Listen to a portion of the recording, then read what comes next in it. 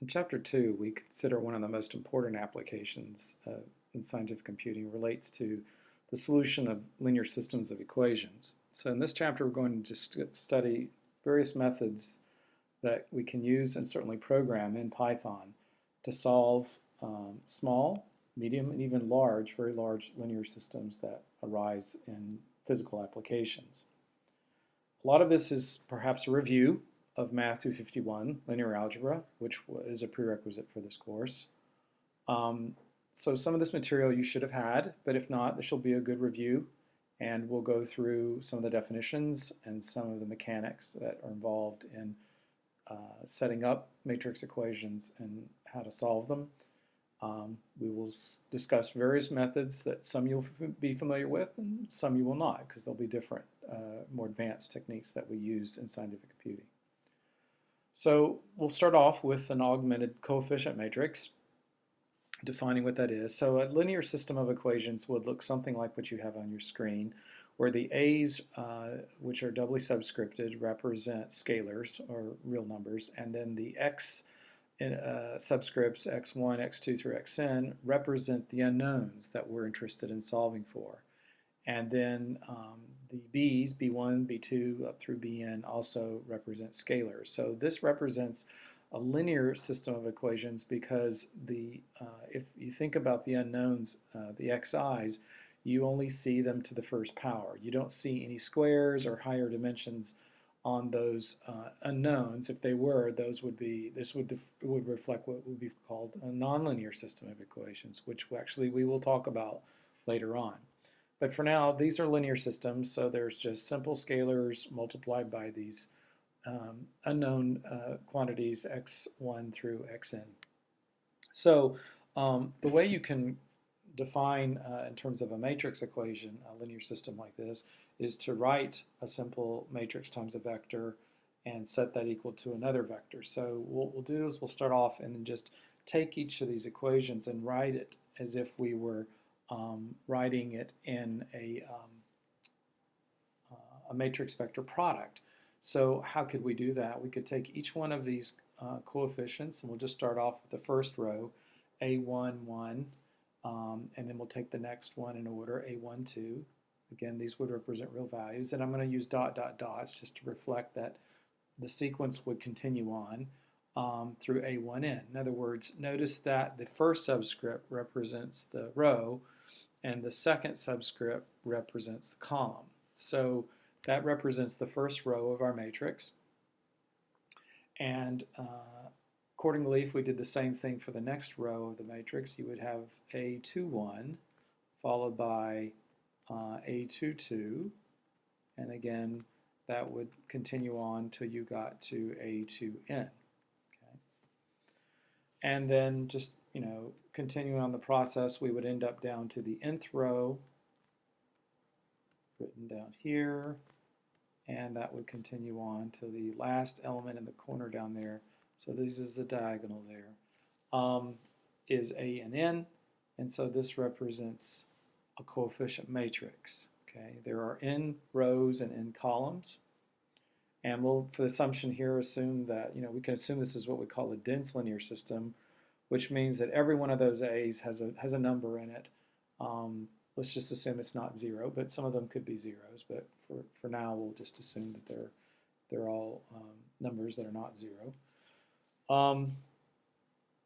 So in writing this linear system of equations in a matrix form, the left-hand side of the equal signs would be equivalent to this matrix times this vector x1, x2, up through xn.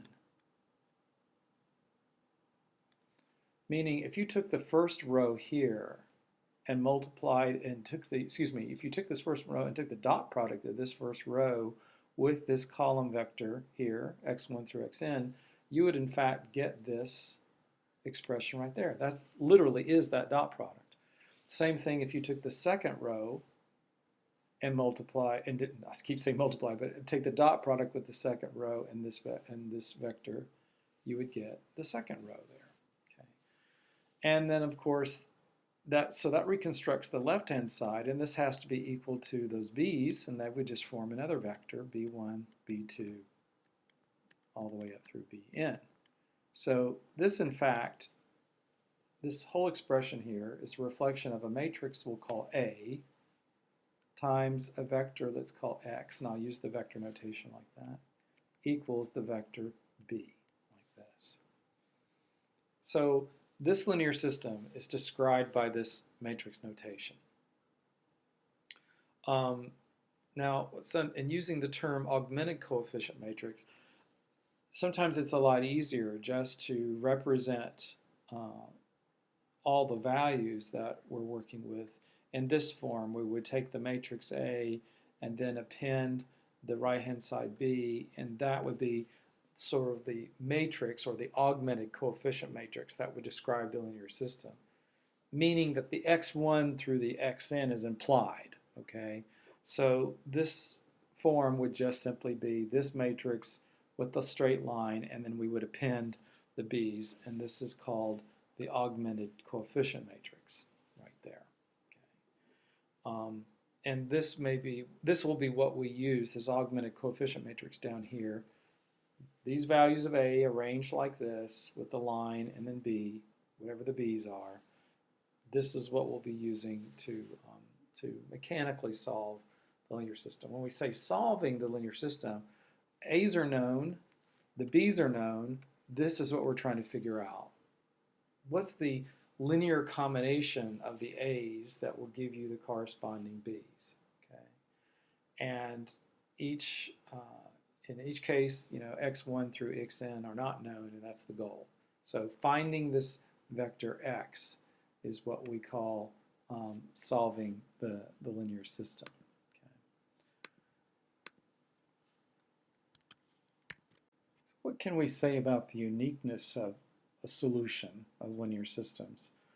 Again, using linear algebra to describe the system, the coefficient matrix A, which we just illustrated earlier, you would say that the solution of the linear system, AX equals B, is unique if that matrix A is what we call non-singular. A couple other ways to say that is that, well, that means that the determinant of that matrix, represented by this det of A, or two vertical lines in A, that's also another way of writing the determinant, if that determinant is non-zero. Equivalently, another way of saying a matrix is non-singular, if the rows of A and the columns of A are linearly independent, which means you couldn't reconstruct one of the rows or columns by taking combinations of the other rows or columns, respectively. If the matrix is singular, which means it's not non-singular, or for example, the determinant is 0, or you've got rows that are dependent or columns that are dependent, then the solution has either no solutions at all or an infinite number of solutions. And I'm going to illustrate that for you with a very simple example. So let's look at a very simple 2x2 linear system. So if I was to write a linear system like this, 2x plus y equals 3. Again, the unknowns are x and y. I'm not using x1 and x2, but I could. It's just different representation of the variables. And then another linear system, again, thinking of your linear algebra class, you might have had something very simple like this to solve. 4x plus 2y equals 6. So again, that's two equations and two unknowns. The x and the y are unknown. And what's interesting here is that if you look very carefully, you might notice that this second equation here, or if we even called that row 2, so to speak, you could see that row 2 is actually just 2 times row 1. In other words, if you were to take row 1 and multiply it all the way through by 2, you would get that second row there, okay, or the second equation, if you like. So here's an illustration that those rows are not linearly independent. And in this particular case, any combination of x and y that solves the first equation also solves the second equation. So this is an example of having an infinite number of solutions. Similarly, if we were to make a slight change in the linear system, in other words, suppose that we left the first row as it is, 2x plus y equals 3, and let's suppose that we took the second row, or the second equation, if we want to call it that, almost the same way, 4x plus 2y, but now I'm not going to make it linearly dependent by putting equals 6. Suppose I made it equal to 0. Now, in this particular case, the determinant is 0, as well as the first time. So it turns out either case, if the matrix A, if we look at the matrix A in this case, it's going to be 2, 1, 4, 2. Okay, so this is what A is equal to. Oops, I'm not trying to select that, so let's try that again. If we take the representation here of the matrix and we call that equal to A, then if you remember from linear algebra, the way you take the determinant is you take the cross product, you take the diagonal cross product, 2 times 2, and get 4. So the determinant of this matrix A is 2 times 2 minus the quantity taking the other diagonal, for the product of the elements on the other diagonal. So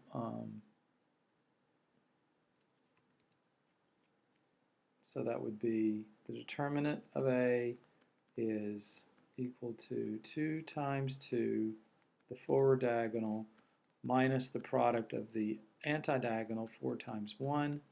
That's the definition of the determinant for a 2 by 2 matrix, and you can see clearly that's equal to 0. So this matrix is singular, and it's the same coefficient matrix for both of these examples. So either one of them has an infinite solution and the other one has none. So the top one we just showed has an infinite number. The bottom one in this case has no solution. Just illustrating possibilities. So there's no solution on the bottom one. Because if you're going to say at the bottom 4x plus 2y equals 0, then if you thought about, well, if I could divide the second equation by 2 and it would not change anything. The equality there would not change. But if you divide this second equation by 2, you're going to get 2x plus y equals 0, correct? Now look at what's going on at the top equation. How can 2x plus y equal 0 and also 2x plus y equal 3? And that's the problem. You couldn't. And so therefore, this small little example, this 2 by 2, has no solutions. So if you find out that the determinant of the matrix is 0, that implies, of course, the matrix is singular, and either you've got an infinite number of solutions or no solution at all. Sometimes when you're solving linear systems, you may not get the correct solution or the solution that you were hoping to, and you might think that there's a problem with the algorithm or the code that you've written for a particular method or algorithm. But there is a case of that comes up sometimes in which the coefficient matrix is ill-conditioned. So this is the case when that matrix A from the linear system AX equals B, the matrix notation that we've talked about before. Again, we typically write A, and I might use vectors on the X and the B. So we're looking at how we solve AX equals B. There may be cases when that matrix A is nearly singular. In other words, we know it would be singular if the determinant is equal to 0. And again, no solution or infinite number. But what if it's not exactly 0, but it tends to be very small? It's getting close to 0 for some reason. That can be problematic in terms of getting an accurate solution to the system, linear system. Now, you can always estimate the determinant because doing it for a 2 by 2 like we just did is fairly simple. Most humans can do that. 3 by 3 is a little bit more complicated. But you may or may not remember from linear algebra, when you get into dimension 4, 5, or 6, it would be very complicated for a human to do that without making an error. It's a lot easier actually to do it on a computer. But there's another way you can estimate it by just getting a bound on a matrix norm. In other words, you can estimate the determinant by not using a norm as an upper bound, that it won't be any bigger than this particular norm, which is usually easier to compute. And there's library function calls available, certainly in Python and most scientific computing environments, that provide these types of norms. And I'll just illustrate a few of them for you. In other words, if that norm gets very, very small and it's an upper bound for the determinant, then you can bet that the determinant is going to be very small, and therefore your system is, potentially ill-conditioned. So one of the common matrix norms that is very computable, doesn't come for free, but it is what's called the Frobenius norm, and we use the subscript F. Okay, this stands for Frobenius. It's for a name, a mathematician, Frobenius, and that's an I there. So the Frobenius norm is simply computed as the square root of the sum of squares of all the elements. So you would need to sum over all the rows. So I goes from 1 to, let's say, n. And you would also go from j equals 1 to n, because it's an n by n matrix, and just sum up all of the squares. So you'd have I, j, a sub ij, and then the quantity squared. So you'd sum up all the squares elements of all the matrix and take the square root. That will give you some estimate of the norm, or you could say roughly like the size of the average element of the matrix. Okay. Another very common, easier to compute matrix norm is what we call the infinity norm, subscript infinity sign, and that simply is the maximum of I running from 1 up through n, so this is I, okay, greater than or equal to 1, less than or equal to n, of the sum of j running from 1 to n of the absolute value of a, I, j. So again, we would be summing up. Now if you think about the fact that the j is summing from 1 to n, that is on the column index there, right? So what you're doing is you're actually computing column sums of all of the magnitudes, because we've got absolute value there. Signs are not what we're interested in. We're not going to do any subtractions. We're simply trying to see how big the elements are in magnitude. Take all those, this is computing a column sum. So we're actually trying to find the maximum column sum.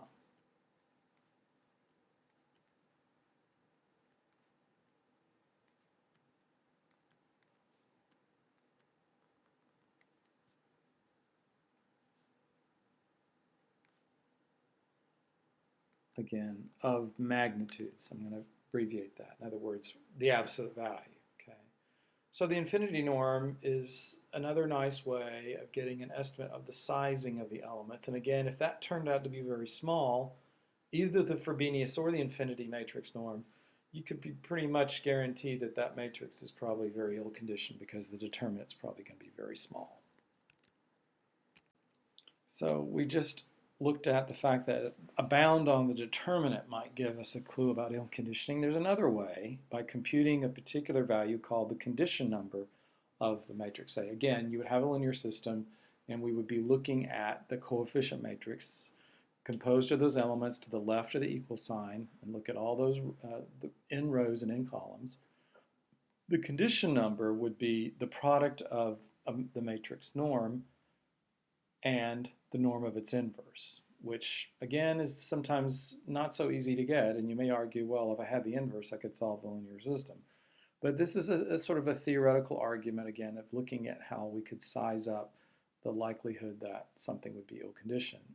We would say that if the condition number of a matrix is equal to 1, then the matrix is well-conditioned. Of course, the condition number is not unique. It depends on what norm you choose, the infinity or the Frobenius, for example. And it's expensive to compute, obviously, if you have to get an estimate of the inverse as well. So we do typically compare the determinant to the magnitudes of the matrix A elements just because it's a lot easier. But formally, the condition number, in theory, is one way to solidify an assessment of ill conditioning. Let's go back and do a little example of ill conditioning from a standpoint of what a solution looks like and a determinant. So let's go back and look at the example we had before where the first row was 2x plus y equals 3. And then what I'm going to do is I'm going to make a slight change to that. And suppose the second row was 2x plus 1.001 y equals 0. Okay. So first thing to notice, they're not dependent because I've slightly changed the y and did not change, I changed the coefficient on the y term. You can see how much I've adjusted. This one's 1 and this one is 1.001. And let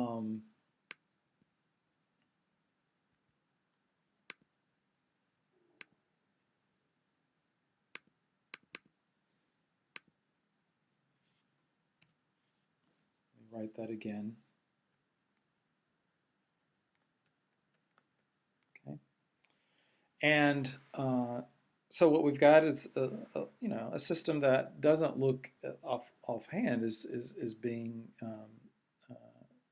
singular because the rows look like they're not linearly dependent columns either, so that looks like it might not have a problem. So it turns out if you were to compute the determinant of the coefficient matrix, okay, what is the coefficient matrix? It's 2, 1, 2, 1.001. That is what the matrix A is. And you can show that the determinant of that matrix, if you compute it like we did before, you would show that it was 0.002, which is rather small. It's very much smaller than all the elements of the matrix. It's almost, you could argue, almost 3 orders of magnitude smaller, because this is on the order, that's tens, hundreds, that's thousands. Okay, that's in the order of 2 1,000ths. So very much smaller than the matrix elements. So this is ripe for ill conditioning. So if you were to solve this linear system, it does have a solution. In this case, its x would have to be 1,501.5, and y would have to be, in this case, actually negative 3,000. So, what do we know? It's not exactly singular. I mean, there is a solution. Remember, if it was singular, which means the determinant would be 0, then there's either an infinite number or not a solution at all. So there is a solution here. But what's problematic is the fact that this determinant is so much smaller than the matrix elements. Again, potentially being ripe for ill conditioning. Okay. So that's great, but we still may not have an understanding of what does it mean to be ill conditioned, other than the fact that, okay, it's triggered by this event that we just pointed out, that, okay, so the determinant's not 0, but it's so much smaller than the matrix elements in size, it sounds like something bad can happen. So let me illustrate what what property this linear system has, or this matrix A has in terms of the determinant with regard to what could happen to the solution if I make a slight change. So let's look at just making a slight change in the second equation of this small 2x2 linear system we've been looking at. So again, the first row is indicated here, 2x plus y equals 3, so we had before. And now I'm making a slight change to the coefficient in front of the y in the second row. So in particular, we're assuming it now to be 2x plus 1.002y. Remember before that this coefficient on that equation was 1.001y equals 0. So what we've done is we've made a slight change. What if we wanted to quantify the change? The change, if I just use the Greek letter delta there, the change was just in one element, the coefficient in front of the y, and it's just a change of 0.001. We made a slight perturbation to the matrix A, right? And the right-hand side is still the same. If you were to solve this new linear system, which is, for practical purposes, almost like the one we had before, and remember the solution before, just for the sake of the argument, the previous solution looked like this. X is equal to 1,501.5, and y was equal to what? Negative 3,000. If you solve this linear system here with that slight change to the coefficient on the y there, turns out the solution there would be x equals 751.5 and y would be equal to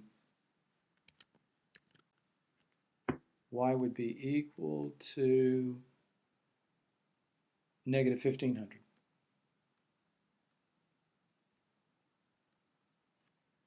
Look at the difference. That's almost half of what the original x is and half of the original y, with only a small little change. In fact, if you wanted to quantify it, what we could say is, in terms of percentage, that's like a 0.1% change in the coefficient matrix A, made because it's a doubling effect in some sense, or halving effect. You could say it's 100% change in the solution. The original solution is twice the size of this perturbed system. So that is a marquee property of ill conditioning. If you can make small changes in the coefficient matrix and achieve large perturbations or changes in the solution, you most likely have an ill-conditioned system at hand. And so that just means that the physical system, whether it comes from chemistry or physics or whatever, is very, very sensitive to the construction of those linear equations. And so the solution can greatly change with just a minor recording error or noise or whatever that could slightly change the equations.